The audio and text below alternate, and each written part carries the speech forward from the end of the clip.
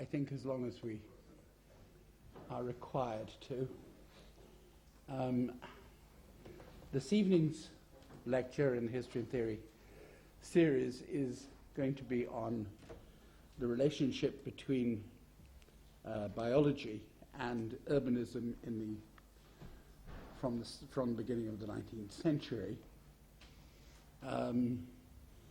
And for those students, maybe in the first or second year, who haven't yet really got into their reading, this seems to be an important, very important and strategic part of argument about architecture and urbanism at the moment, because it's really about the gradual kind of coming to the fore of the recognition of something which Tim will essentially define as, and what other people do, as biopolitics, which is now coming from the work of people like Foucault to be influential in the history of urbanism. Tim is just, I hope, completing his PhD with me, and it's been an enormous pleasure to work with someone so gifted, intelligent, and really to work with someone who has such an incredibly wide range of interests. In addition to working in the history of urbanism, he is a practicing practicing artist, and I saw and was very impressed by his work last year in Turin.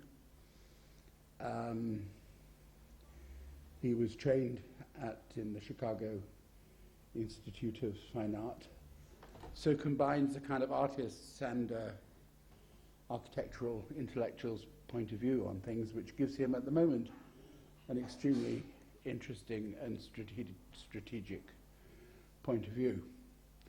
I'd like to welcome Tim to give his first, but I'm sure not last, lecture here. Tim Ivison.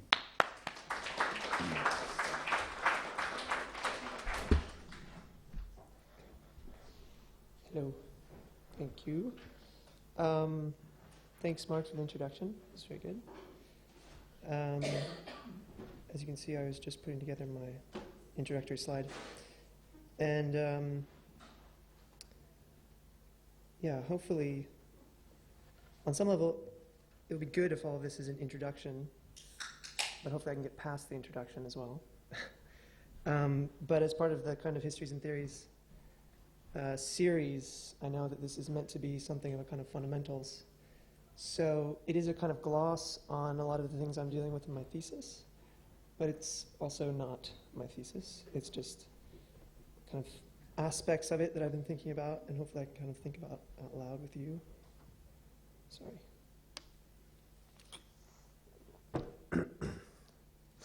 And maybe one way to start is to talk about what biopolitics is not, because I think in order to talk about the relationship between biopolitics and the city, first we have to have some kind of idea of what biopolitics is as a discourse and as a kind of terminology. This was the image that was put on the website for my talk. I was asked to kind of, I'll try to make this brief, but it's just kind of funny. I was asked to produce a title, my name, and a description, and an image to go with my lecture. And somewhere along the way, every single one of those categories was changed, except for the title. And this was one of them, because someone, I guess maybe in the design department, didn't like the image that I gave them, and so Googled me and found this. And this is an artwork that my partner Julian and I made about 3 years ago, or documentation of an artwork. And just briefly, I mean, it seems to kind of encapsulate maybe the very first kind of misconception you might get about biopolitics, which is that it's about pictorial naturalism. And that kind of aspect of biological discourse, or the relationship between nature and the city, is something that I'm not going to talk about, at least not initially, although it might kind of sneak in at the end. But I did think it was funny that was the leading image that kind of became the image for this talk. I'm also not going to talk about biomimetics. If you're interested in MTech or DRL, I do hope you stay. But I'm not going to kind of cover those aspects of biology and architecture. It's not about literally incorporating the imagery or the representations of nature into the city. Again, at least not initially, although they might come back later. Rather, this is more about biology as a way of thinking and as a kind of conceptual framework for political and also medical and architectural and then urban planning kind of interventions. This was the actual image that I gave for the talk, and also kind of illustrates the complexity of talking about biopolitics, because for me this is actually a much more biopolitical image, even though it has no literal representations of biology in it. It's about reconstructing sewers in the Victorian era and producing a kind of municipal sewer system, which has way more to do, at least in the kind of philosophical interpretation, with a notion of biopolitics than either a kind of literal biomimetics or a kind of pastoral naturalism. So just as a kind of general idea of kind of triangulating what biopolitics might be by what it's not, this is the image that I intended to lead with the lecture. Oh, that's interesting. The text is not showing up, but that's okay. So yeah, just to get started, biopolitics is really just something kind of more sober, more bureaucratic, also more instrumental. Let's go back to that. And more pervasive in contemporary society. It's not a specialist discourse of design or visual art, but rather a strategy of governance based on biological principles. Sorry. And as Mark mentioned, it's a notion that comes from Foucault. Although he didn't coin the term, so to speak, he's the first one to kind of theorize it in any kind of substantial way. And although he lectures about it early on, the first place it's published is in The Will to Knowledge, which is that book cover you see right there. In The Will to Knowledge, he writes that biological existence was reflected in political existence. The fact of living was no longer an inaccessible substrate that only emerges from time to time amid the randomness of death and its fatality. Part of it passes into knowledge's field of control and power's sphere of intervention. Power would no longer be dealing simply with legal subjects over whom the ultimate dominion was death, but with living beings, and the mastery it would be able to exercise over them would have to be applied at the level of life itself. It was the taking charge of life more than the threat of death that gave power its access to the body. Now, I've kind of introduced that with not so much context. I mean, it's a pretty loaded statement, but it's also, for Foucault, it's fairly schematic. It's this idea that biopolitics is something that operates at the level of power, in terms of government, in terms of administration, in terms of everyday life. So it's not something that's it's not something you can just do. It's something that pervades actions in a sense. And furthermore, that as a feature of government activity, that it's no longer about the sovereign act of punishing someone, but rather the ability to kind of modulate and regulate their everyday life, a kind of soft power. So, on the one hand, biopolitics is not a word that is actually used in the 18th and 19th centuries. It's a theory about the words and practices of contemporary society and their emergence as concepts which begins in the historical record. In short, biopolitics exists indeed in practice before it's recognized as a pattern of thought or a concept to be debated or critiqued. So Foucault is not claiming that if you look in the government record or in the writings of philosophers in the 18th and 19th century that they're using the word biopolitics, but that in a sense biopolitics is something that is practiced and is legible in the kind of historical record.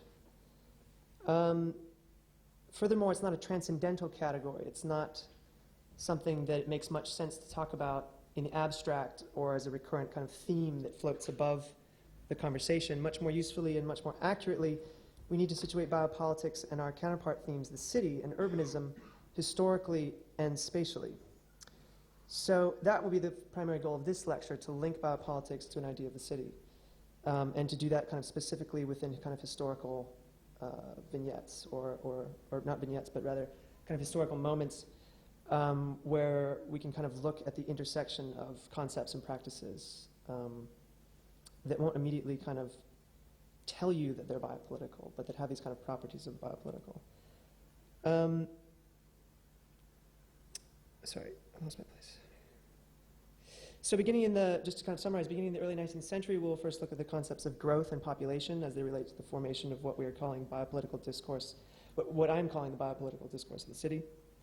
We'll then look at the notion of public health as it emerges as a technique aimed at the level of the population, and the spatial language that is generated by the public health debate and its relationship to notions of discipline and security in terms of the normal and the pathological. This will all get explained later, sorry. In the second half of the lecture, we will turn slightly from concepts to interventions, focusing on technologies, both physical and administrative, which come to structure governmental biopolitics, here emphasizing at one point the notion of a therapeutic intervention, at another point the notion of a synthesis in urbanism, i.e. the deployment of infrastructure and the production of what we might properly call modern urbanism.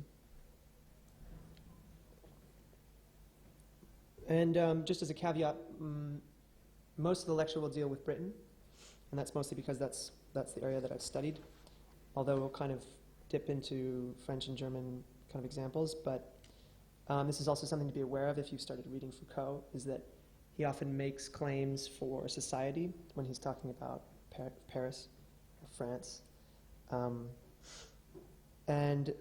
So for me, it's Britain. So in this first section, I want to talk about growth, population, statistics. These terms that kind of conceptually structure what I would call the kind of first layer of a biopolitics of the city.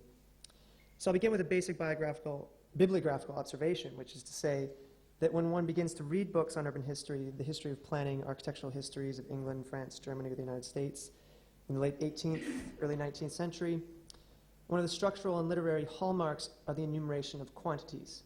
So every first chapter begins with a list of cities, their populations at 1800, their populations at 1850, and there's a sense in which you have a responsibility to enumerate, to show that these cities are growing, that this is the kind of most significant first fact of industrialization of industrial cities. Every book is obliged to make these observations and to compare one to the other. In a sense, all subsequent meaning that can be gleaned from the history of European and American towns of the Industrial Revolution inheres initially in an understanding of its quantitative and geometric growth. And I don't have a slide for that, sorry. Whereas the description of a medieval or Renaissance city might emphasize fortification or location, or the integrated architectural vision of public spaces and government buildings, in the description of the modern city, classical orders and symbolism fall away in the spectacle of growth. And we still do this today. In fact, one might say that it's the very basis of urban analysis. No matter what your methodology or your background, no matter your intended theoretical or empirical goals, the city demands to be considered in its quantities, in its multiplicity, and in its growth. Of the nearly 7 billion people on Earth, more than 50% of them now live in cities. How many times have you heard that as a kind of truth? You know, people say more than 50% of people live in cities, and it just kind of explains itself, in a sense, its significance. And also we can understand growth here in either a strictly biological sense or a general materialist observation of increases in people and area of occupied land. In either case, the idea of the city enters consideration as something that has the properties of growth. But when we look at these lists, these tables, or more recently these scapes of urban growth, what are we actually looking at? What are we being asked to consider? It seems that the operative category here is actually population. These numbers, this growth, is the growth of population. At this level, the city is a metonym of the population and the problems of population as an object of governance. Population is a very specific word here, and a word that Foucault uses as well. So related to his definition of biopolitics, maybe this will also kind of color that a little bit more, make that make more sense, would be his kind of the place where he puts population. He writes that population comes to appear above all else as the ultimate end of government. In contrast to sovereignty, government has as its purpose not the act of government itself, but the welfare of the population, the improvement of its condition, the increase of its wealth, longevity, health, and so on. And the means the government uses to attain these ends are themselves all in some sense immanent to the population. It is the population itself on which government will act either directly through large-scale campaigns or indirectly through techniques that will make possible without the full awareness of the people, the stimulation of birth rates, the directing of the flow of population into certain regions or activities, and so on. So population is the kind of object upon which governmentality, biopolitical governmentality, is directed. Notice we're not talking about classical subjects or the experience of individual subjectivities. We're talking about the mass of population. It's a word that brings together an uneasy description of the undifferentiated masses, at the same time a quintessentially quantifiable and administrative category of analysis. Population, like the city, is always a confrontation with masses of things and the divination of their agency. As I'll show very soon, society itself emerges as a distinct category of political thought at the end of the 18th century through this notion of population. It is an object of what Foucault called governmentality, which I think I've covered. There is a great desire by government and those concerned with political economy and reform to understand the growth of the city and the growth of populations, the movement and fluctuations of the population. But actually, there's the question as to why. I would wager that there is something of the sublime in the idea of population. Nobody understands exactly how it works, but they see it operating. The same can be said of the city. It is lifelike but inscrutable.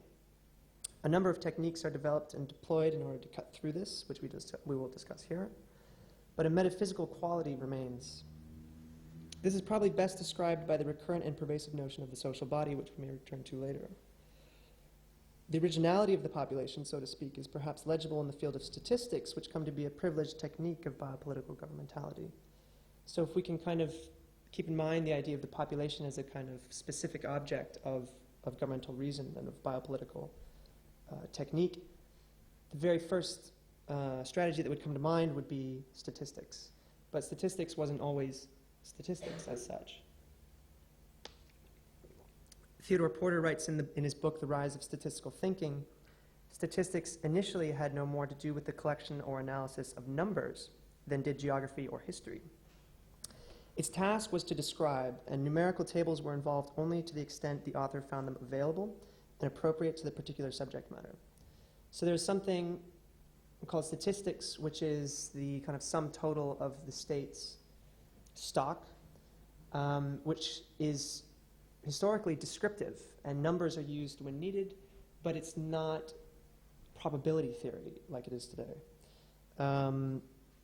But this could be contrasted with what William Petty in the 17th century called political arithmetic, those forms consisting of only numerical data, namely the parish registry and the bills of mortality. You can see here that the remit was quite narrow in terms of data. This is a bill of mortality, and you can see, if you have sharp eyes, you can see the years at the top, starting at 1647.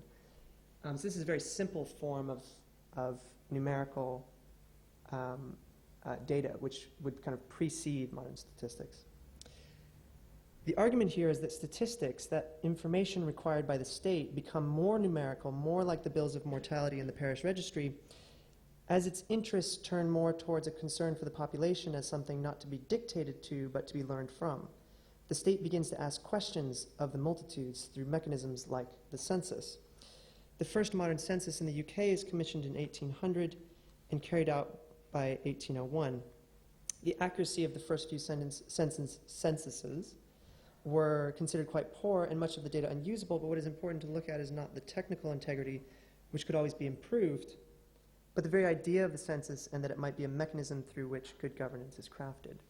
So in the first, although it looks more complicated perhaps, it was just a list of deaths, whereas this is asking people the road, street, and name of their house, the name of every person in that house, the relation of everyone in the house, the condition of their marriage, their birth date, their occupation, where they were born. All of a sudden there's this kind of demographic interest in what the population is doing and who they are and where they are. By the early 1830s, statistics has fashioned itself as a social science that can be asserted as completely objective. So this wealth of data becomes the substance of a kind of social science, or what they claim to be a social science, an objective social science. So if you were to ask the Statistical Society for a definition of itself, it might sound something like this. The science of statistics differs from political economy because, although it has the same end in view, it does not discuss causes nor reason upon probable effects. It seeks only to collect, arrange, and compare that class of facts which only can form the basis of correct conclusions with respect to social and political government. Like other sciences, that of statistics seeks to deduce from well-established facts certain general principles which interest and affect mankind. It uses the same instruments of comparison, calculation, and deduction, but its peculiarity is that it proceeds wholly from the accumulation of comparison of facts and does not admit of any kind of speculation. And as Porter observes, the motto of the new society was alice exterrendum, to be threshed out by others. So there's a sense that statistics are actually just kind of throwing up raw data, that the questions are completely objective, that their intentions that they have no intentions, that they are simply revealing society to be threshed out by others. And this is their great kind of virtue. So in a very short span of time, numerical data goes from a supplement to other more comprehensive forms of description, which are in themselves supplemental to the ideology of the state, to a central vital materiality that is to be discovered, lifted out of the population as an objective and scientific set of social facts. Porter also writes that if statistics provided bureaucracies with some of the knowledge that is indispensable to power, they also suggested certain limitations to this power. The limitations in question are not constitutional ones, but constraints that now seem to exist independently of any particular formal arrangements of government. So this shift towards, let me just make sure the next, yeah, we can do that. The shift in focus towards society as an object, which is a kind of major concept in social thought. This shift towards society as an object revealed to government rather than dictated by government is crucial to the biopolitical framework.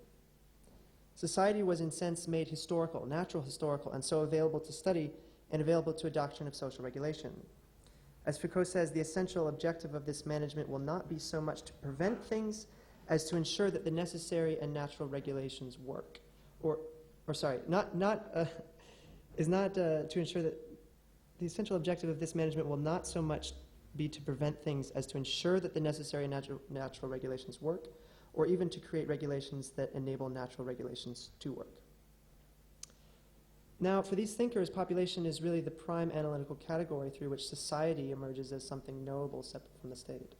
Imagine not a religious community per se, not simply the inert subjects of a sovereign, but a natural entity with immanent laws which government would now be charged to discover and to regulate. Now, before moving away from statistics and trying to connect this to the larger scope of the city, I would like to briefly introduce the idea of the normal and the pathological as one of the consequences of what we've been talking about. And this is part of the reason that we should be skeptical of the statistical society claiming that they're simply throwing up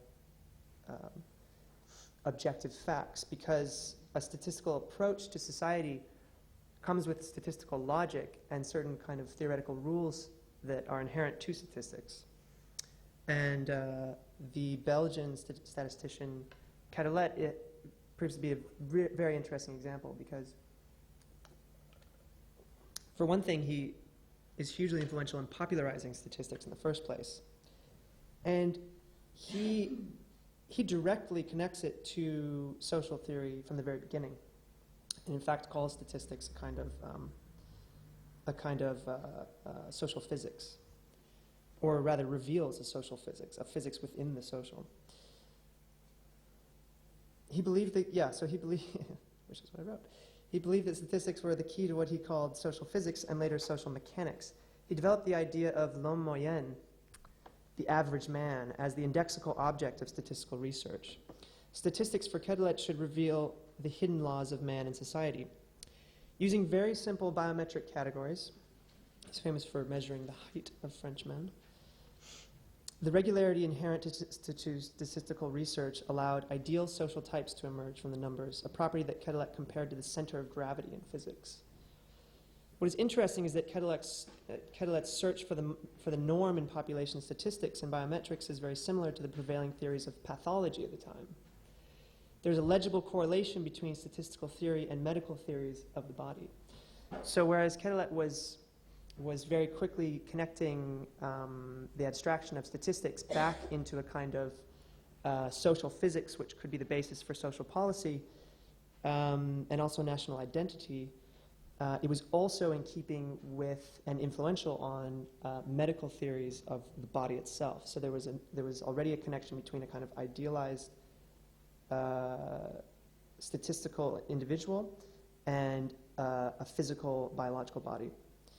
And this is a point made by Georges Canguilhem in his famous essay, The Normal and the Pathological, from 1943, where he engages Quetelet alongside a number of his medical contemporaries in France in order to provide a lengthy analysis of just these two concepts from biology and medicine, the normal and the pathological. Canguilhem's analysis tries to both place the concepts historically and to consider the contingencies and their philosophical investments, which are often taken for granted in the medical discourse. The idea of the normal and the pathological in biology are used by the physician to account for the regulation of the body, to decide when and whether a person was sick, how to define a normal body, a healthy body. Canguilhem observes that much of early 19th century medicine and biological thought suggests that the relationship between the normal and the pathological are a matter of quantitative variations. So just to be really straightforward about this, the normal is a state of the body, but the normal can't really be decided a priori. It has to be discovered. What is the normal? What is normal for the patient? And that's usually discovered through the study of pathological phenomena. Of course, both of these categories are kind of subjectively moving, but using theories like Quetelet's, they believe that they can kind of objectively identify what a normal is. And from there, using a kind of theory of quantitative variations, any sickness is either too much or too little of a substance, of a black bile, of not unclean air, these kind of categories. Canguilhem's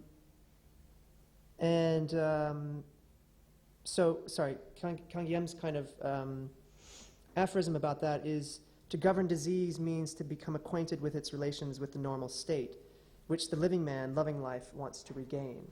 So it's a state that they're always kind of returning to. The pathological can be defined in line with Broussais as a matter of quantitative variation from the norm.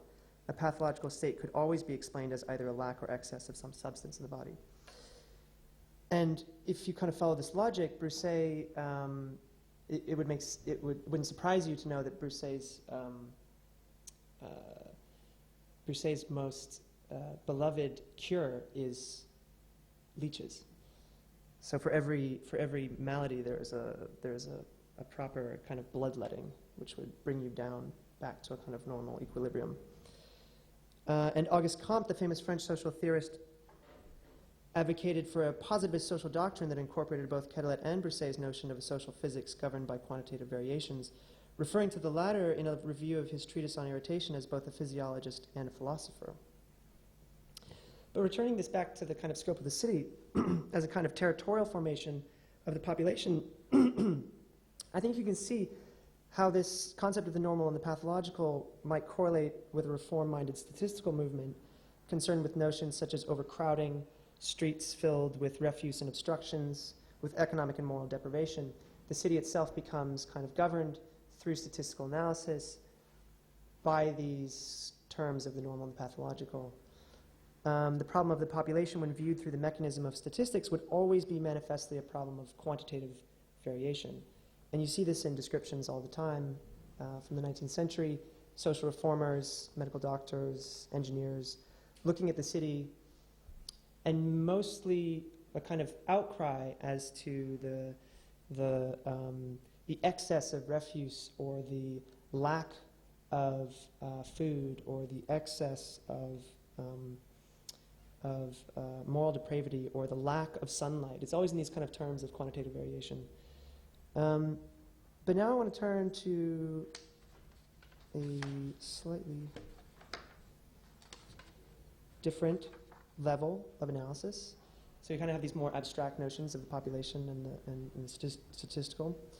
And I want to kind of do a kind of spatial analysis that draws on these medical notions, public health, space, discipline, and security. Now, the level of the population and the statistical is fairly abstract, but with this in mind, we can begin to look at a more material register of the relationship between biopolitics and the city. Here I'd like to suggest that epidemiology provides a reading of the city that underwrites the reform and interventions of the sanitary movement and the nascent planning movement at the end of the 19th century.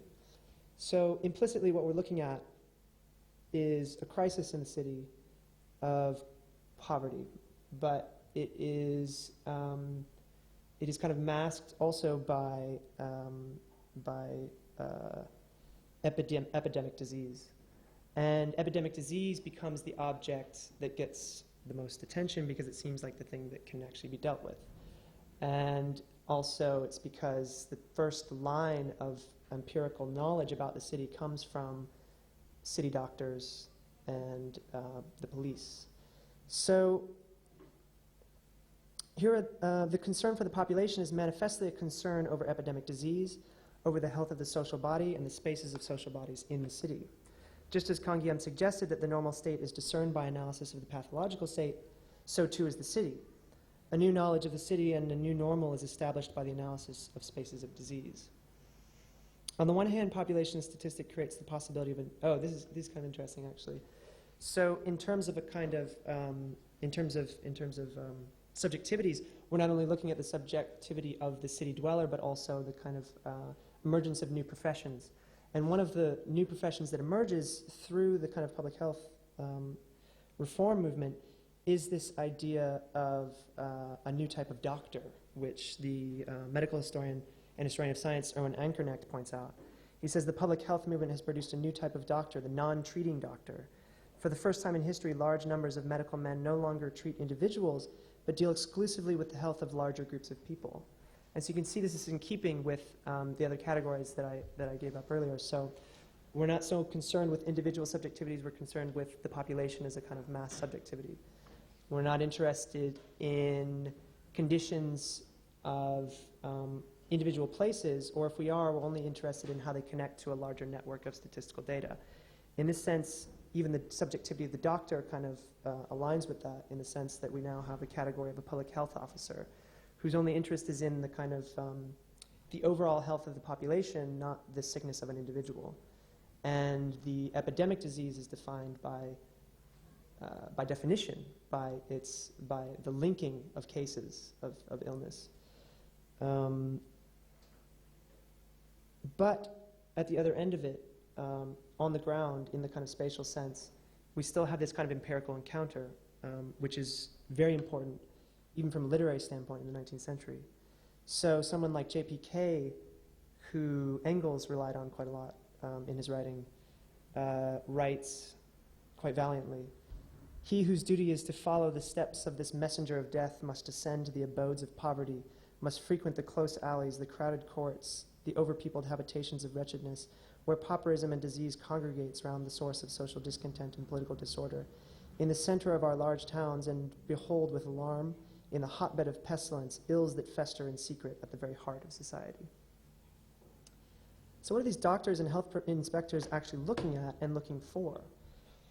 Here we've moved from population to disease. Disease in the 19th century is something like the very medium of the city. I'm going to argue that it was the prevailing spatial theory of the city itself, and I'll show this in a number of ways.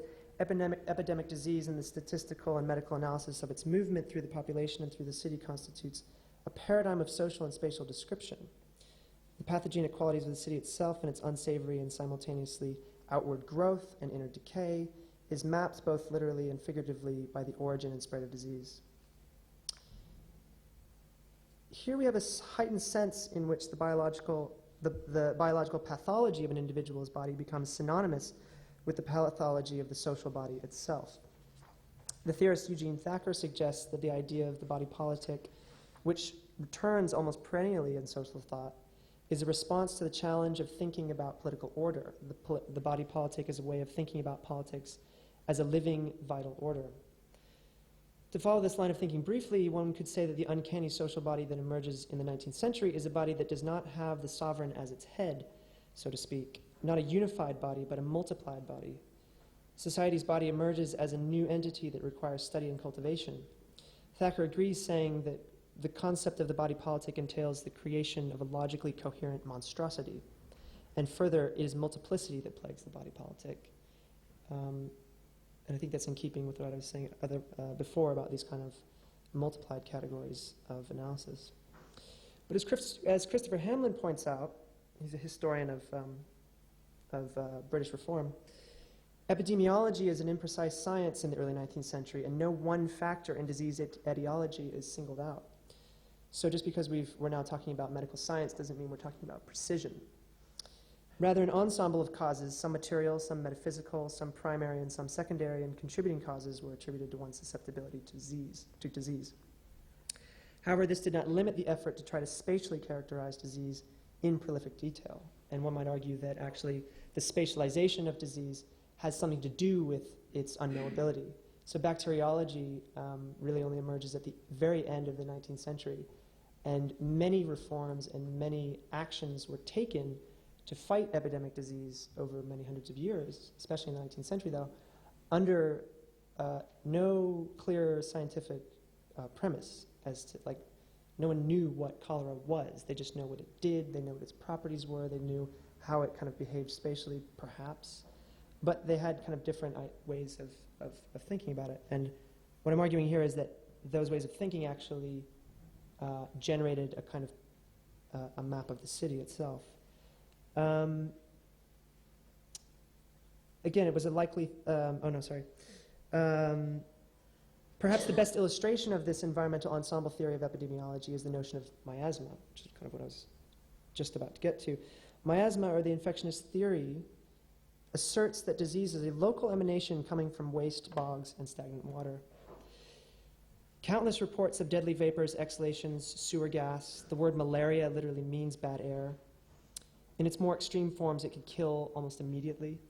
They have this amazing description of a kind of miasma from the sanitary reformer William Simpson, who wrote in 1849, "The putrefaction of vegetable and animal matter produces a poison which is capable of inducing an injurious action on the human body.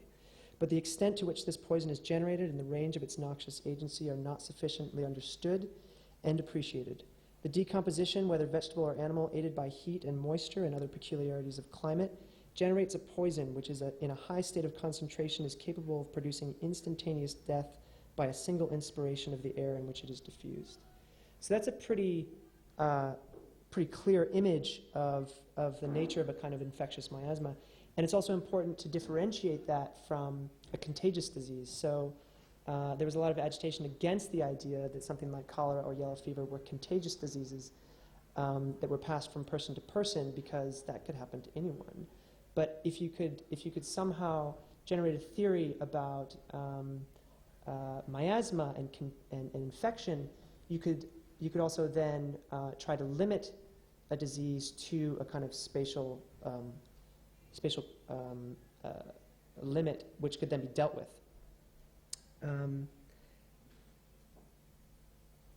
It was a likely theory considering the condition of the streets in cities like London and Paris. This theory even resulted in maps that would try to locate the miasma, which I have one coming up. The physician John Snow famously mapped the occurrences of cholera in 1854 in Soho, London, attempting to narrow the sources of the disease to a single location. And that's my impression of a miasma. Sorry. A little bit of comedy. He had the extremely useful hypothesis that the source was actually the water coming from the Broad Street pump rather than the air. So this is, it's a bit hard to read. That's Soho, though, if you don't recognize it. And all those black bits are where people have died from drinking the water of the Broad Street pump. And you can see they kind of gravitate towards Broad Street. And this kind of spatialization of disease became quite common because it was an effort to kind of triangulate where things were happening with the hypothesis that where they were happening was significant to why. And his theory that it was in the water was quite important at the time. People mostly considered to be emanations in the air. But even John Snow didn't know that it was bacteria in the water. He just knew that it was the water. And the history of public health is kind of littered with these examples of quite effective solutions to problems that weren't even fully understood at the time. Professional and amateur studies of miasma and its relation to climate, architecture, and perhaps metaphysical influences were prevalent. The focus on environment led to a number of speculations on the constellation of contributing factors and a meticulous study of urban structures. It's interesting because it almost seems like a parallel and completely foreign critique of architecture appears. The table of contents for a pamphlet called Essays on the Street Alignment, Reconstruction, and Sanitation of Central London from 1886 includes, this is the chapter listings, drains, ventilations of drains and sewers, water services, slop sinks, water closet apparatus, wash houses, drying yards, dust chutes and removal of dust, fire escapes, fire hydrants, playing yards, pavings, subways, gullies, etc. So it's kind of interesting because it's like it's like a kind of extensive shadow critique of architectural details with a totally different criteria than a kind of classical architectural vocabulary, where what they're looking for when they're looking at a building, which is both the interior and exterior, is the predisposition to the miasma, the presence of filth, the access to light, all these kind of abstract, haptic categories of the relationship between the body and space, which might predispose the space, the architecture, to disease, which is what also inspired one commentator to say that the window tax was a tax on life, because at one point there was a tax on having extra windows because everyone knew that more light was more luxury. But when you're talking about the poor, any light could mean, in their minds, the difference between life and death. Living in a cellar with no light could be deadly. What you might notice here as well is that there's little distinction between what might be proper to an individual dwelling and what might be better classed as a public architectural detail.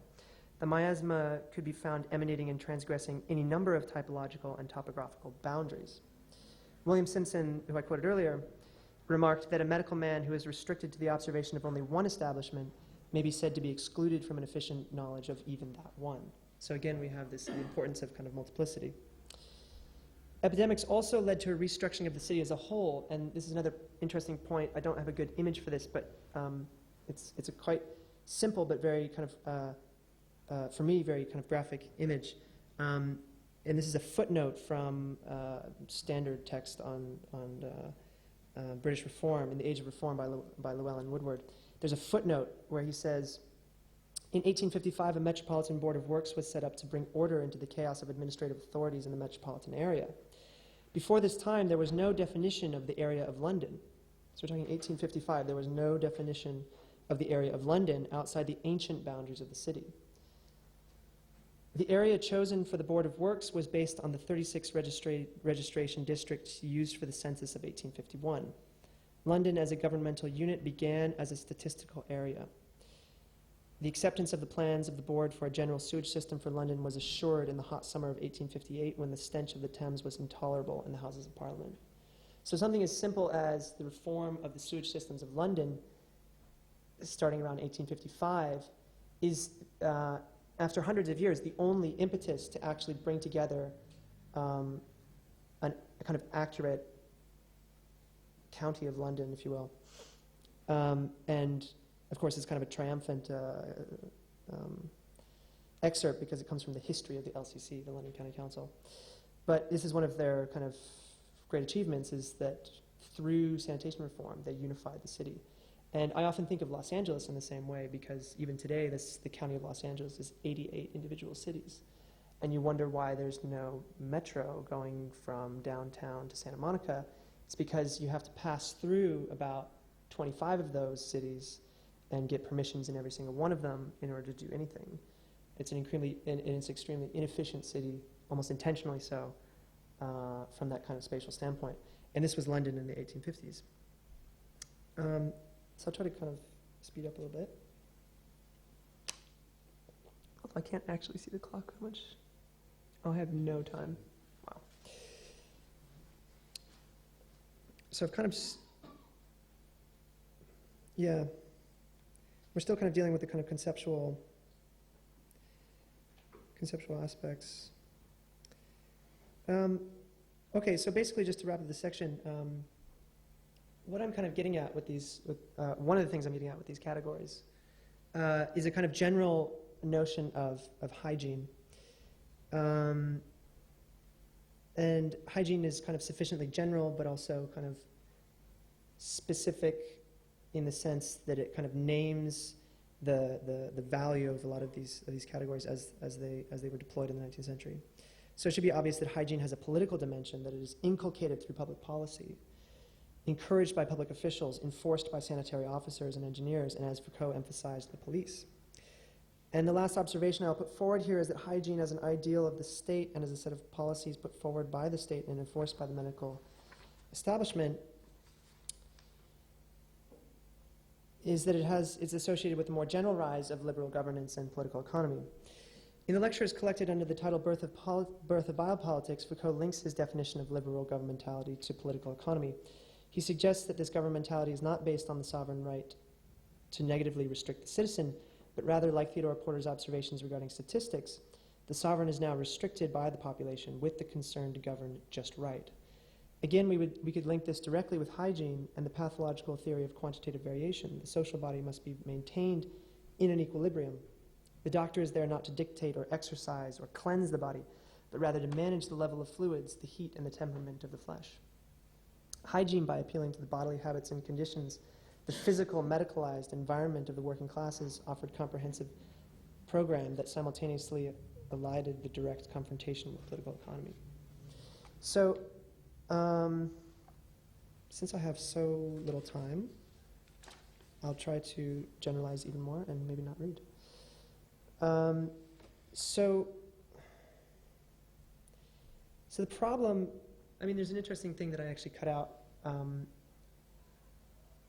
The problem is how to deploy a kind of policy of hygiene and where to deploy it.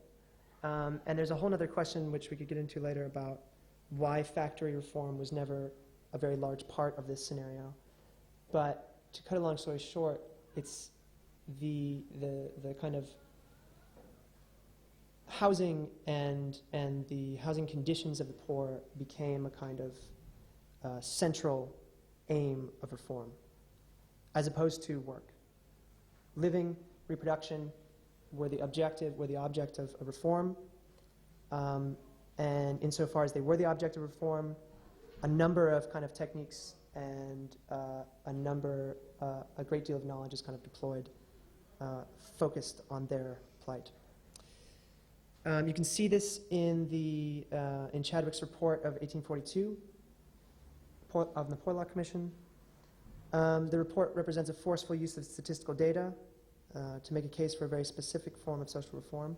It does not advocate for industrial reform, nor does it advocate for poor relief in the traditional forms of food and payments. Instead, in some sense, Chadwick extends industry into the domestic realm, advocating extensive sewerage and water sanitation. As the Metropolitan Commissioner of Sewers in London and the Commissioner of the General Board of Health, Chadwick attempted to institute systematic sanitary reform.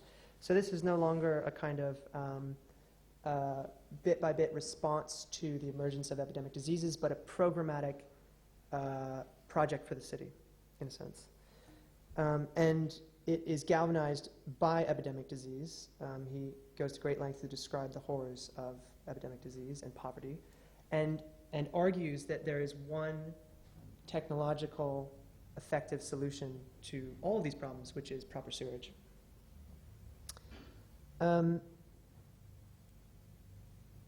Chadwick's report intended to begin a comprehensive physical transformation of the city. This, what I would argue, is also distinctly biopolitical. Rather than a critique of political economy, a way through the issues is forged by a medical and environmental solution. Furthermore, a solution that does not compel the subject as such to obey a rule, but invites them to conform their habits to improvement. Chadwick's emphasis on a technical fix has a particular sense to it. And this is kind of interesting. I don't know if anyone has pointed this out, but Chadwick was a secretary or an assistant to Jeremy Bentham. And these are Victorian sewers, the really good ones. Those are French sewers. This is the Panopticon. So this connection with Bentham is kind of interesting. Chadwick's emphasis on a technical fix has a particular sense to it. If you remember that Chadwick was a utilitarian, the former secretary to Jeremy Bentham himself, the monomaniacal obsession with pipes is somehow more understandable. Compare to Bentham's Panopticon of 1791, only 50 years before, the title for which was The Commanding Principle: Morals Reformed, Health Preserved, Industry Invigorated, Instruction Diffused, Public Burdens Lightened, Economy Seated, as it were, upon a rock, all by a simple idea in architecture. That's the title of this essay. And the idea is that this kind of schematic architectural form will be in itself, as a utilitarian concept, a form of social reform, so that it can be configured as a poorhouse, as a prison, as a school, and that the architectural form itself is a social act. And I think it's quite clear that in Bentham's insistence on a certain rigor and obsession with sewerage and piping, that he offers a kind of very similar utilitarian kind of solution to social problems. But it's a decentralized system. It's not an individual idealized form. And most importantly, from the standpoint of the city, though, and from a biopolitical perspective of the population, Chadwick brings sanitation to every house wherever possible. This was not a Roman waterworks. This was a system built around the housing and family unit as the site of medical therapeutics and conditioning. And there's also a sense in which the city is remapped by the industrial, and of course not for the first time or the last. But if sanitary problems could be systematized in this way, then other industrial interventions could be adapted to the city. A systematized city governed by technological interventions could be invented, observed, adjusted, observed, and measured against clear rubrics of performance. Chadwick, in his stalwart utilitarianism, embodied this ethos perfectly. So the sewage system becomes a kind of a technical city that can be attenuated and adjusted and cleansed and replaced, very much unlike the Victorian city that he was dealing with. Okay, let's skip that. Okay, so actually no. So we don't have time, but we would connect this. We could connect the idea of the sewage system with a notion of address, which is quite interesting. The mapping of the urban address, first by the postal system in the 16th century, then through the fire insurance in the 17th century, the numbering of houses in the 18th century, and the creation and extension of modern infrastructure, including water and sanitation, and then gas and electric, this notion that through infrastructure we are kind of sited in the world. In order to prove that you exist, you have to produce a recent utility bill. This is what Stephen Graham and Simon Marvin have called the Unitary City ideal in their book, Splintering Urbanism. In the book, they elaborate the ways in which Chadwick's sewerage reform is eventually linked up with the natural gas network, with the electrical grid at the end of the century, as the basis for a kind of national infrastructure that would have been unimaginable in the 1840s. What was imaginable in 1867 was B.W. Richardson's Hygeia, a city of health, a sanitary utopia, which is the only kind of utopian essay that I'll really deal with. And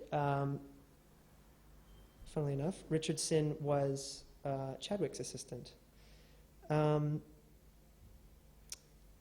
He advertises his imaginary city by claiming to have projected a city that shall show the lowest mortality, a statistical fantasy if there ever was one. He then claims that a village would have been a more pleasing setting, but that as a thought exercise, if cities could be transformed, the rest would follow. And he says the buildings are to be built on brick archways on clay soil rather than in the ground itself. So in other towns, there are areas and kitchens and servants' offices. There are here subways through which the air flows freely, and down the inclines of which all currents and water are carried away.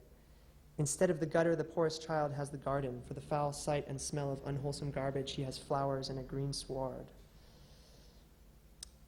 The chimneys, arranged after the manner proposed by Mr. Spencer Wells, are all connected with central shafts into which the smoke is drawn, and after being passed through a gas furnace to destroy the free carbon, is discharged colorless into the open air.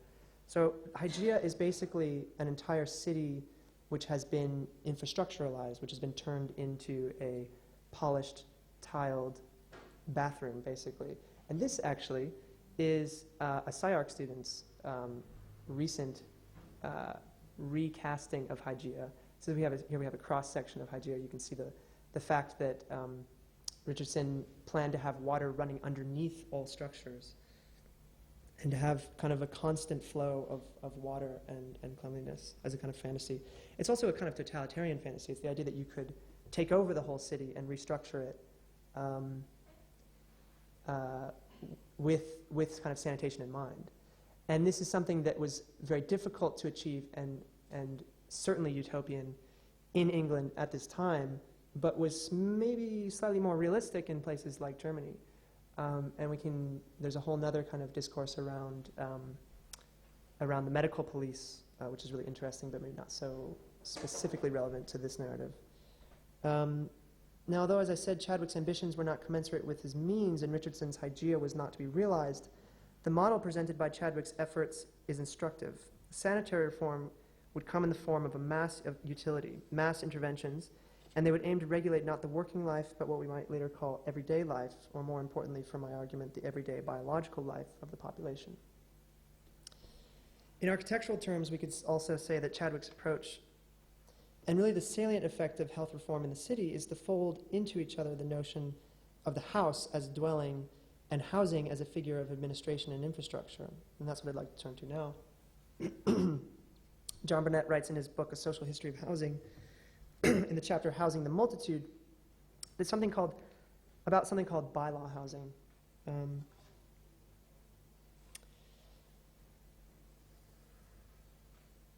This is a standardized workers' housing that reflects something of the governmental logic that we are interested in. A practice of building based on conforming to a regulatory framework. The housing practice of building based on, housing offers improved sanitation, outdoor space regulations, street widths, and other specifications derived from parliamentary reforms. So the thing about bylaw housing is not that it constitutes some new vision for housing, but that it's a kind of minimum dwelling.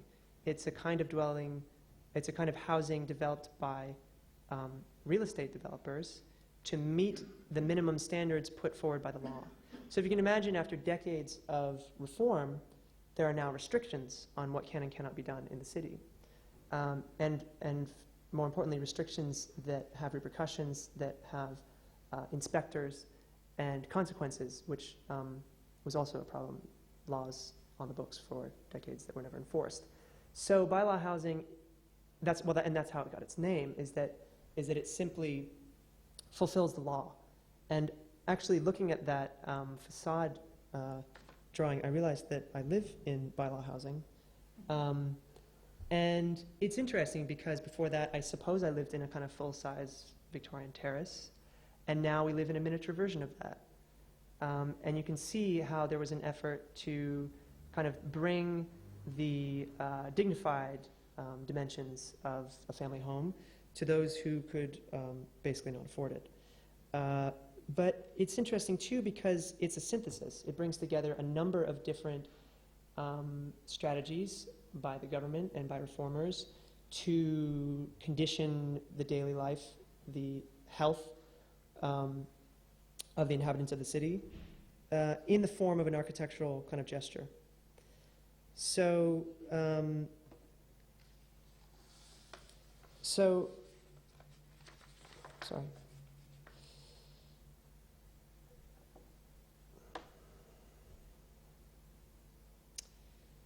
And Burnett, who I was referencing earlier, also connects this directly to health reform. So he explains that hygiene remained a valuable proxy through which to address housing problems, quote, partly because the matters they concerned themselves with were, in a broad sense, health matters, and partly, no doubt, because extensions of sanitary laws were politically an easier way of dealing with housing evils than a frontal attack on the rights of property. So changes to housing also came through the proxy of making healthier communities. Section 157 of the Public Health Act of 1875 gave local authorities the authority to make bylaws to constrain the dimensions and construction of streets, buildings, and surrounding space. The Public Health Amendment Act of 1890 gave even more detailed control, putting into the hands of local authorities prescriptions for the structure of floors, hearths, and staircases, while banning the construction of privies and cesspools, which would incidentally force landlords to adopt the sewerage system. The bylaw housing system ensured the integration of most of the principles of the sanitary reform movement, if in a minimal fashion. So you get the sense here, the kind of logic of urbanism, based in principle and regulations of the body and the environment, merging in architectural form, if only in the least creative form possible, but perhaps one suited to the economy, a minimum dwelling for the maximum return, attenuated by the needs of the state and of industry to maintain and perhaps even cultivate the life of the laborer. So again, we've gotten right back to the biopolitical, this idea that architecture is mandated to reproduce the worker, their body, in quantity. What this also signals is that the reform has begun to transform what I called in the beginning, the densification of the rural, although I don't think I did. The problems not only of overcrowding, but of the rural habits of life that become toxic under density. Again, daily life at the biological level is now regulated and tended by the infrastructure of the state and its impact on the housing market. So there's an environmental point to be made here as well, in the sense that this industrial response to problems of the body attempts to artificially bring into being a sustainable human environment for urban dwelling. The technical and regulatory apparatus that is realized in something like the bylaw housing paradigm is a realization of a new norm of governmentality. We've gone from l'homme moyen to la maison moyenne. So we have a kind of norm, a normal and pathological conception of the house. This is the kind of normative dwelling in London at the time it was built. The very ability to survive and attenuate the conditions of the city also allows the city to continue, to escalate, to change and develop. But I would argue here that the combination of regulations and standardized infrastructure really embodies a new paradigm only just being realized in something like bylaw housing. Paul Rabineau would call this constellation of concepts and tools the equipment of modernity. So now we have the proper equipment to conceive of something like modern urbanism, which would be differentiated from simply responding to the emergence of, or the emergency of, a kind of urban epidemiology. There's a kind of a positive act being taken by government rather than a kind of reactive response to something happening which they don't completely understand. Here I should highlight the transition that I'm suggesting more explicitly. The urban, rather than just a synonym for the city or the metropolis, represents a system of technologies and techniques through which modern space is managed, policed, and most importantly, reproduced. Urbanism has a positivity to it that is not simply reactionary to the immediate social problems, but rather projects an idea of what the city should be, an image of the biopolitical, hygienic, and productive population. It answers the implicit question posed at the beginning of the urban public health statistics. What is normal industrial urbanization? Urban planning is the repeated postulation of an answer to this question. So I think I've run over, but there is another section which I can gloss over or maybe do in Q&A, but we've only just gotten to town planning. So I don't know what you guys want to do. I can just kind of very broadly say that it kind of follows on what I was just saying about bylaw housing, but it's not just simply reiterating those kind of basic principles. I think what happens in the two kind of case studies I wanted to give, which are garden cities and which they compared to bylaw housing, and also regional planning, is that once the kind of, as Rabineau calls, the equipment of urbanism is available kind of conceptually, and the means to produce modern infrastructure and cheaply build housing, new kind of synthetic theories of the constitution of urbanism start to emerge in British culture. The garden city is kind of presented as an invention, which is interesting in that kind of Benthamite tradition. It's self-contained. It focuses almost entirely on the kind of what you might call the correct distance between people, spatialization of people, and the relationship to nature, which is maybe where the pictorial naturalism starts to creep back in. But I would argue that more than the kind of pictorial, it's this kind of spatial, organic, circulatory concept of the biological, which starts to structure these designs. But of course, that's one level, and then below it, it's feeding off of this kind of black box discourse on hygiene and population and statistics. So it takes as a given that the city itself can now operate as an agent of hygiene rather than a vector of disease. The city is an invention which will create happiness and health in its architecture, rather than something which needs to be constantly repaired or responded to, policed. For instance, there's no mention of police in the garden city. And regional planning, although it gives a lot of lip service to garden cities, I would actually argue is quite distinct in the sense that it totally dismantles the idea of the city as a bounded object, and rather insists on a conceptual rethinking of the whole category of the city, and really an emphasis on the city as something that emerges out of natural history, something that is kind of bound to geography, to geology, and to ecology. But in that, you also have the expertise of the planner, whose job is to survey the city and its place in the region, and to determine its fate through a new design and a new kind of very pastoral kind of guidance of the design of the city towards a realization of its innate biological potential. And eugenics plays a role there, which is very interesting.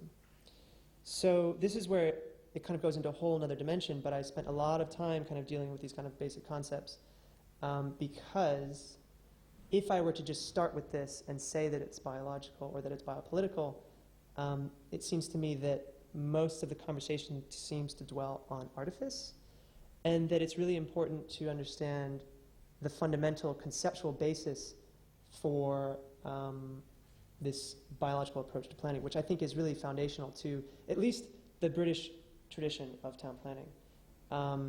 It has its influences on American town planning through Lewis Mumford, and perhaps its influence on the CIAM, but that is perhaps another lecture. I'm sure you all have many questions.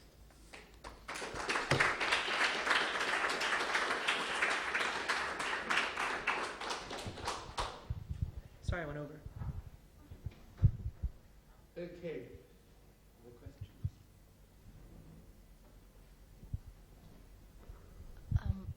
I don't know that it's really a question. Absolutely wonderful, your talk. Thank you so much. But what it made me think, I'm very concerned with planning now.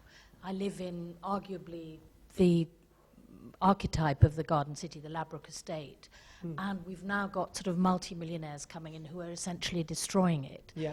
And with the post-Thatcher deregulation of town planning, we have a lot of problems with flood risk and huge amounts of hard surfacing being introduced as a result of underground development, and no coordination of it because it's completely piecemeal development. And you're witnessing the erosion of the coherent terrace into an individualized, and as the real estate level goes up and up, these kind of the destruction of the masterpiece, if you like. Anyway, you can see it's not really a question, but I wondered if you had any thoughts at this end of things, as all of that is unraveling, and you have and Thatcher abolishing the GLA. I don't know if that's what became of the Public Works Board, but the deconstruction of that 19th century coherence, if you like. Yeah, it's. Sorry, it's a bit muddled. No, it's okay. It's really interesting to hear from people on that level because it seems that a lot of people, and I suppose you could argue we all live in some version of an urban planning vision, however muddled it might be, but that people, a lot of people do live in former garden cities or at least garden suburbs, and they have a sense that there was an idea there or something to hold on to or something that might have meant something, and that's being dismantled. What I think is interesting, on one level it's true. On another level, what's interesting is also the kind of hollowing out of town planning values and terminologies, and their continued deployment, but by totally different forces. So one of the things that I talk about in my thesis, or that I try to argue in my thesis, is this idea of developmentality, where development as a biological concept was not only taken up in an administrative context and then in a kind of town planning context and valorized, but then completely hollowed out and has now become the kind of nomos of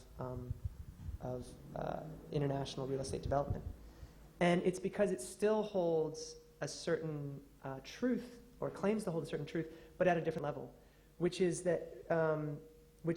interesting because it's similar to the level that led to health reformers kind of never really making a statement on the factory issue, which is that they couldn't prove that factories were not going to be healthy for the whole of society in the coming decades.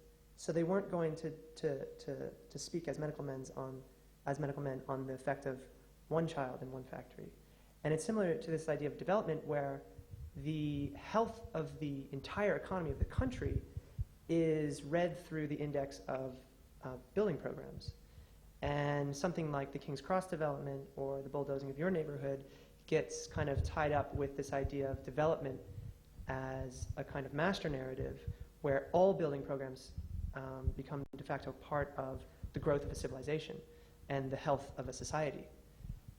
And I must say that town planning and regional planning discourse contributed to that, but they did so in the belief that they could own that narrative and they could promote a certain idea through it. And it's interesting because they go to great lengths to historicize cities, especially Patrick Geddes, who explains, how Scottish identity, for instance, and being from Edinburgh emerges from its soil, and how a certain kind of rock and a certain kind of dirt leads to a certain kind of plant matter, biomass, which is fed on by certain kinds of animals, which leads to a kind of, well, don't worry about it, but there's a slide with where he kind of tracks a valley section, which is a kind of geographical method to analyze civilizations by their placement on a river mouth, on a river path. So Scottish identity is tied to place in a way that is not just historical, but biological. And so the city emerges as part of that natural history. And if you take that at face value, you could say, well, then the city is a natural form. It's just going to keep growing. There's nothing we can do about it. It's out of our hands. But that wasn't his point. His point was to say that the Industrial Revolution and the industrialization of cities in the UK was an abomination and was actually a divergence from the path of evolution. So we needed to recognize and reclaim the long history of the emergence of the city and cultivate its best moments. He obsesses over the medieval village, for instance, as a kind of paradigm of spatiality and relationship to nature. And he wants to resurrect that in a kind of infrastructuralized form. It would have electricity, for instance, and proper sewage. But he wants to bring that in contradistinction to the, Manchester at this time, basically. And he has certain opportunities to try out those theories. He did the first plan for Tel Aviv, for instance, and you can see that kind of historicism in it. It's both modern and attempts to be kind of medieval at the same time. It attempts to kind of evoke history in its shape. But anyhow, sorry, I'm going on a tangent myself.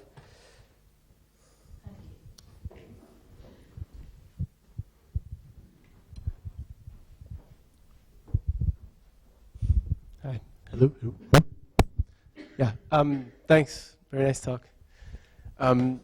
You mentioned this idea that the city emerges as a sort of as a part of natural history, and I find that very fascinating.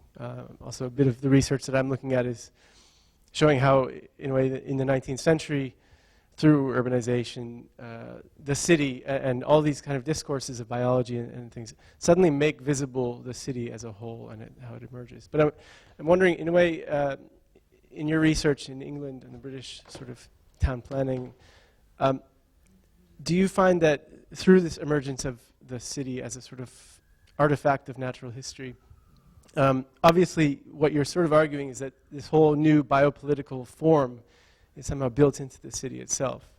And I'm wondering if you would agree or disagree that there's also a kind of process of naturalizing a very new political form that also emerges at the same time within space. So space and politics somehow become synonymous in a way in their practice, as it were.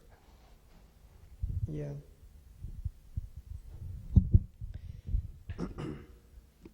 Yeah, I suppose in the sense that the narrators of this natural history tend to assume that the goals of city dwellers are the same across history, and that the values and the proper makeup of city subjectivities are constant across history.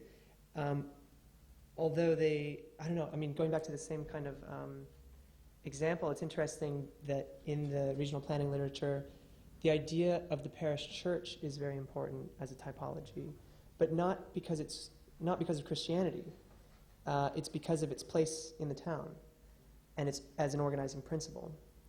And in fact, Geddes complains that in towns that have been built up since the churches were built, the intended space around the church has been filled in. And if you were going to renovate that area, you'd have to get rid of that because it's obstructing the view, and it's obstructing your path. And there's a certain kind of haptic experience of walking to and from the church, which needs to be experienced by the city dweller in order to kind of get a comprehensive feeling of their space. So there's a kind of holistic vision as well, which has to do with architectural space, which is historicized. The kind of liberal political aspects of this, I suppose, which are quite strong in regional planning, are that it's about the cultivation of a liberated, creative subject, and that architecture is there to structure and fulfill that and cultivate that. But yeah, I don't know. I mean, it's difficult because planning very quickly, at least in England, and this is a particularity, I think, divorced itself from political economy, or tried to. So with garden cities, part of the original plan was to have a completely separate financial structure that would return value to the homeowners rather than extracting it to landlords. There was a kind of circulatory, organic financial framework which fell apart immediately. So when it came to actually buying land with investors and trying to build a garden city, the financial arrangements were the first thing to go. So there was an attempt to kind of have a kind of communalization of money, which never worked. There was also an attempt to make them self-sufficient in terms of production, so they would be able to produce their own food and energy and all these things, so that the city, and that was the idea of the city versus the suburb, was that it would be a satellite that would have a kind of associational relationship, political relationship maybe with something like London, but it wouldn't be dependent on it, that it would be completely self-sufficient politically, which is interesting. It was a syndicalist kind of idea. I mean, Ebenezer Howard, the original designer of the Garden City, was influenced heavily by Peter Kropotkin. But then you could argue there are certain kind of connections between anarchist geography and its ideas of natural law and its kind of conduciveness to being appropriated by political economy. And that, I mean, I think it depends on whose side you fall on.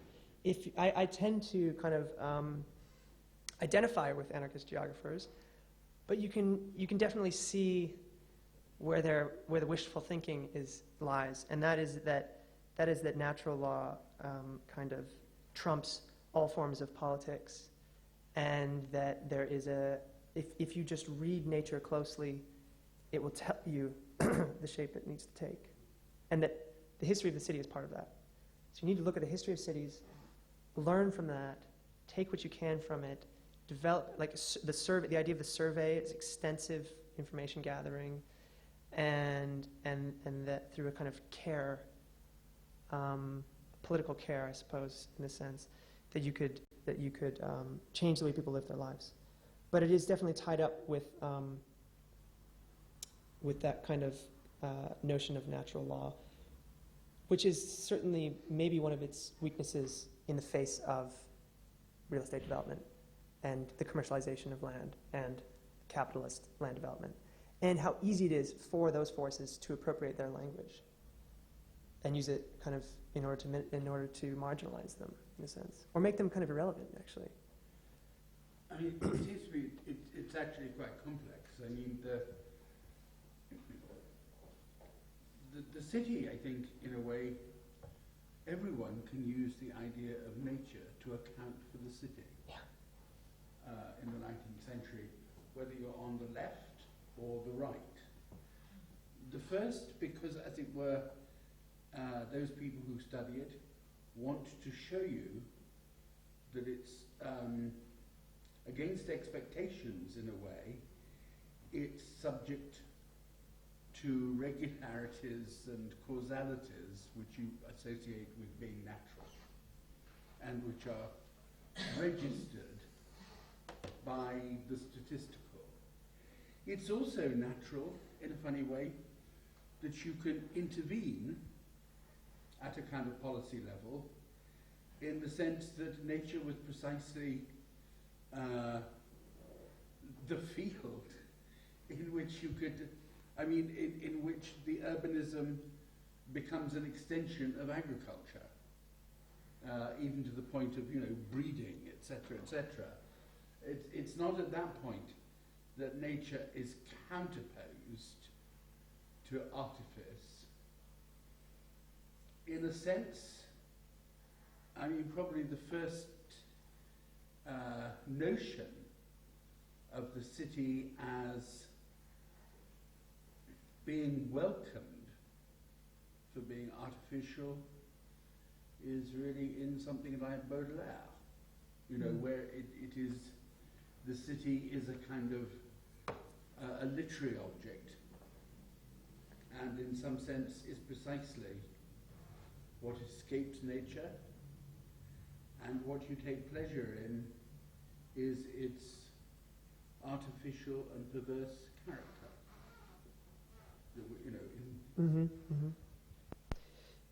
Yeah, I think that definitely, at least the first generation of town planners were all moralists on some level. They weren't interested in the artificial. No. Absolutely.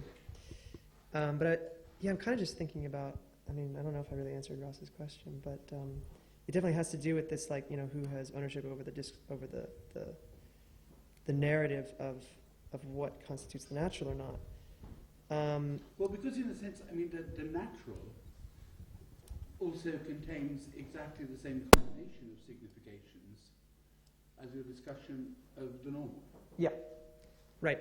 Well, and in fact, that's a good correlation, because that's essentially, that's very close to what I'm talking about. Is that by establishing a natural history, you establish the terms on which a normal can be argued, and what constitutes the pathological, and that's as its counterpart. So, if the normal and the healthy city is something that approximates a medieval village exploded, then something like Manchester is manifestly the pathological, and is exactly what needs to be addressed through a kind of spatial hygiene.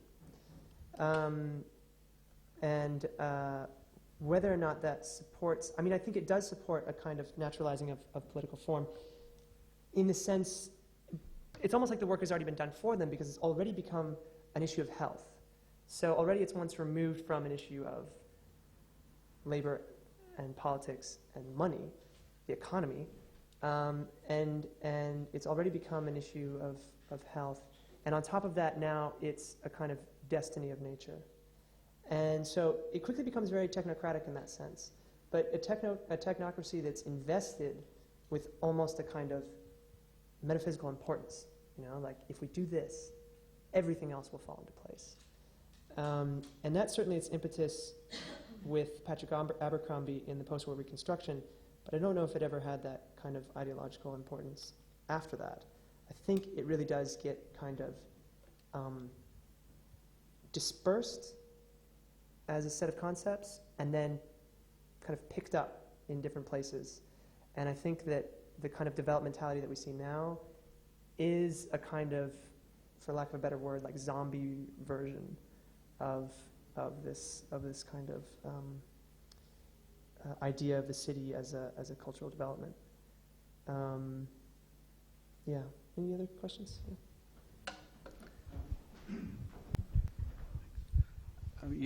You've now already introduced the word I wanted to raise, which is organic. I thought you were going to say zombie. Because I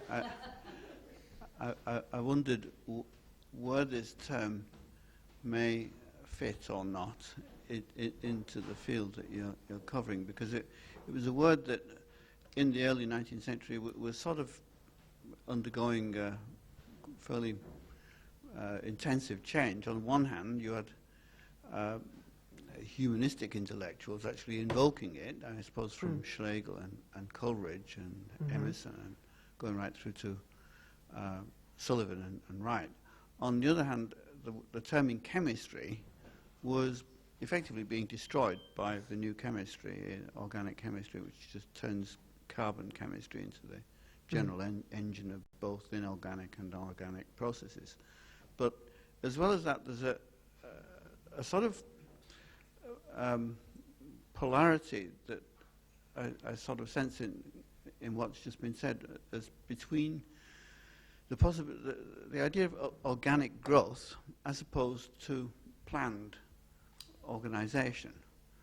Because Manchester might be said by some of its apologists at the time, I'm sure, to be more or less an organic economic sort of phenomenon. Yeah. And at what point, therefore, does one deny such organism in planning cities? Yeah, no, that's an interesting question, and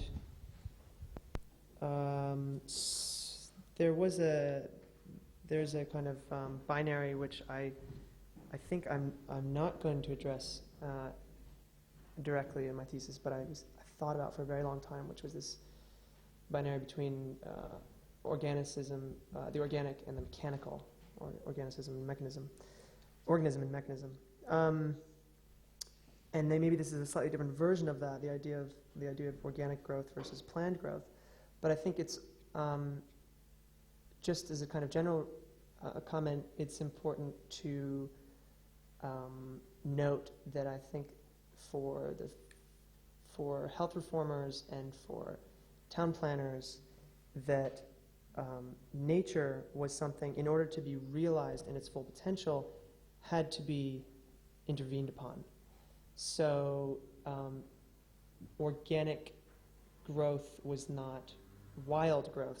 So you could still plan something, and it would help it to realize its greatest natural potential, which I suppose also, as Mark mentioned, probably comes from a kind of agriculturalist notion, a botanical notion. The botanical metaphors are kind of, ubiquitous in both social reform and planning advocacy. And the idea that you can grow good cities is not that they would grow wild, which is what they're doing now, but in quotations, but that they could be cultivated in an organized fashion. So the garden city reflects the English garden in a very literal way in its organized naturalism. But also one thing that I read that I think was really enlightening from a kind of more philosophical standpoint, which also led me to drop the kind of organism-mechanism debate, was an observation by a historian of science who was talking about this constant reflection on organism and mechanism. And his argument was that it's much more useful to think about organization. And his first example was that in the, I think it was in the 17th century in France, organic meant the exact opposite. It meant brute, inert nature, which had not been organized, which could not have life. And that mechanism was the vital category, in a sense. And that at some point these things change, but that's because of cultural and political discourse, and that to kind of insist on one version of the other is to miss the point. And what is really being argued about in the social sciences is the nature of organized systems. So the city and its organization, and who is the arbiter of that organization, and whether it has the will of a kind of social theory behind it, or if it's just, a mess. Okay, well, with that point, which I think is actually very important, I mean, when you read Durkheim, distinguishing, I think it's in respect of religion, the organic and the mechanical forms of solidarity, you always get them wrong. Yeah. You always get them the wrong side. I'd like to thank you for a very interesting talk, and we, especially I, look forward to reading it. Yeah.